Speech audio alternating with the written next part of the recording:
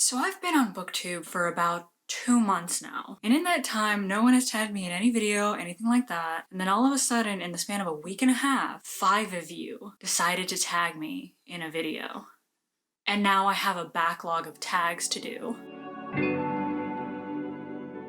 Hello friends, my name is Jess. Welcome to my channel and welcome to my first official tag. I did do the Booktube newbie tag just like everyone else does, but another person didn't tag me to do it, so I don't think it really counts. So this is the first official one, where somebody else told me I should do this video. Like I mentioned, 5 different people ended up tagging me in different videos all of a sudden. So to all of my friends who have tagged me to do stuff, I'm sorry, I'll get to it eventually. If I've seen it, it's definitely on my list of videos that I'm going to do. It's just, when will I get to it? I don't know. Kupel got lucky here because he ended up tagging me in a video that is timely. So thanks to Kupel from A Couple Books, I'm going to be doing the end of year book tag right now. I actually thought about doing this tag back in November and I ended up deciding not to do it because it felt too late in the year to do it. So here we are, mid-December, and I'm gonna do it because somebody actually asked me to do it. So this one's for you. Anyway, let's just get into the questions. Question 1. Are there any books you started this year that you need to finish? Off the top of my head, no, I don't think so. Because I'm one of those people that commits to finishing a book. Once I start it, I have a compulsion to finish it at all costs. I just started actually DNFing books this year. It's just not in my nature. So I typically finish a book before starting another one. So I don't... Actually, no, there is one. How to Be an Anti-Racist by Ibram x Kendi. I started reading that book through the Libby app, I think. I messed up. I didn't read it in the time that I had, so I had to put another hold on it to try to get the book again. It's just one of those books where I feel the need to take my time with it to make sure that I'm not just trying to rush through it and not actually comprehending everything that's going on. It's one that's going to take me a little bit longer, but thankfully I did get it back on Libby just yesterday, I think. Hopefully I'll actually get to it before the end of the year. If not, I'll just keep putting a hold on it and I'll keep getting it back until I finish it. Question number 2 is, do you have an autumnal book to transition into the end of the year? We're already past autumn, so I'm just gonna pretend that this question is asking me if there's a book to transition to the new year. And the answer I'm gonna give is a mildly embarrassing one, but I just finished reading Christmas Cookie Murder by Meier. And this is a book that I've had since I was a kid. I don't even remember getting this book, but I do remember rereading it every year at around Christmas time. I haven't read it in a few years, so I decided to reread it, and I don't know, it's definitely a nostalgia factor that made me enjoy it because it's objectively an okay book at best, and there's a lot of old-timey views on motherhood and gender roles and things like that. This isn't a book that I would enjoy, but I did. It was like a cozy mystery, it was just cute, it was fun, and this book is a part of a larger series, the Lucy Stone Mysteries, and that series is so long that there happens to be a book for just about every holiday, so I do kind of want to read the New Year's Eve book that she has. Again, it's a little embarrassing because this is objectively not a good book at all, but it was fun. Question number 3 is there a new release you're still waiting for? New releases for this year? No. I've always been really bad at following new releases. It's only once I started my own booktube channel that I started paying more attention and taking notes of new releases coming out, but it's already mid-December. I don't think there's anything still to come. So instead, how about I just give you one of the new releases that I'm looking forward to in the next year? The list is pretty long and I have a whole shelf for it on Goodreads in case you want to check it out there, but the book that I want to mention is The Girls I've Been by Tess Sharpe. This is a YA book that follows Nora, the daughter of a con artist. Nora has left that life behind, and for the past 5 years she has been living life as a normal teen girl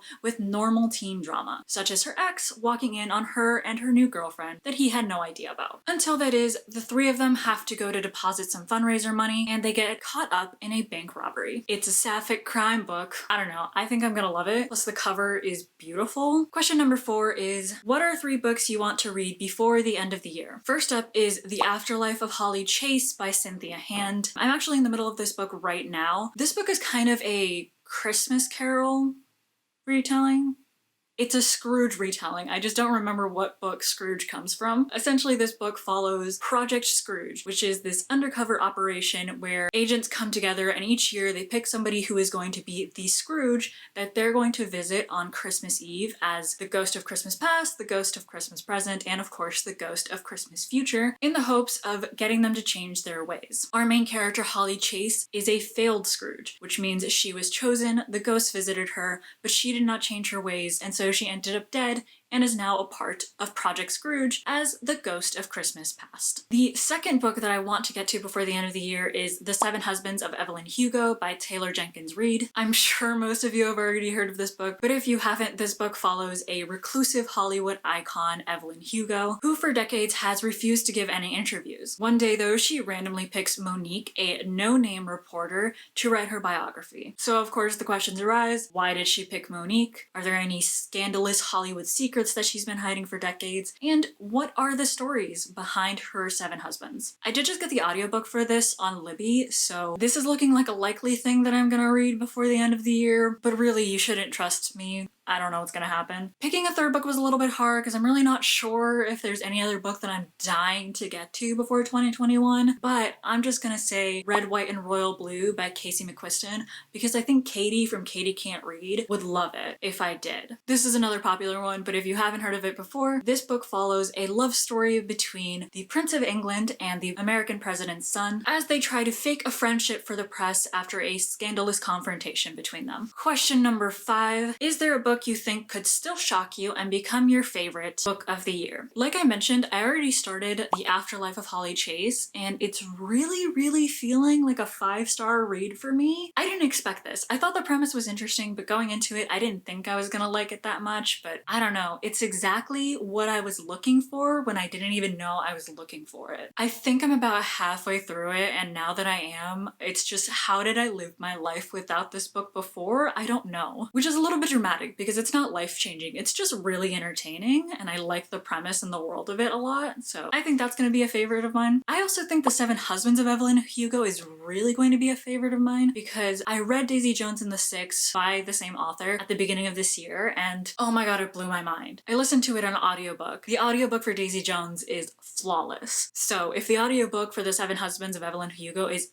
anywhere near that, oh my god, I'm gonna be so happy. It'll definitely get to my top books of 2020. And then question number 6 is, have you already started making reading plans for 2021? Absolutely. I like having themed reading vlogs, so I plan the books that I would be reading for videos like that in advance. I already have so many ideas for my Purging My Shelves series, so I have reading plans for all of those videos set up. I have a bunch of other vlog ideas that I have, so yes, I definitely do have plans. They're tentative, they're flexible, but I have plans going through June, I want to say. I'm an obsessive planner. And those are all the questions for the end of the year book tag. This is literally cutting it close, so I don't know if I should tag anyone else to do this to see if they can attempt to do it before the end of December, but you know what, just for kicks, if you haven't done it yet, Katie from Katie Can't Read, Rachael from Shipwrecked Library, Nicol from Nicol Reads, Delfi from The Oracle of Delphi, Stephanie from Stephanie Bookish. Just if we're mutuals and we're